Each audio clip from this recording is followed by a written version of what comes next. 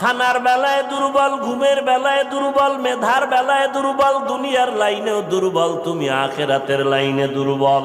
এখন যদি তুমি জান্নাতের পথে চলতে চাও, একা একা চলা যাবে না, তোমার সাহায্য নিতেই হবে।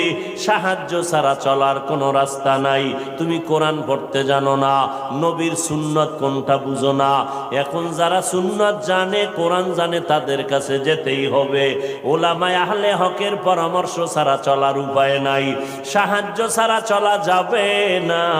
সাহায্য তুমি কার থেকে নিবারে বাবা? এমন একজন থেকে সাহায্য নাও যার মধ্যে কোনো অভাব নাই, যার পেছনে কোনো স্বার্থ নাই। দুনিয়াতে নজর করে দেখলাম স্বার্থ ছাড়া কোনো মানুষ দুনিয়াতে নাই। আছে?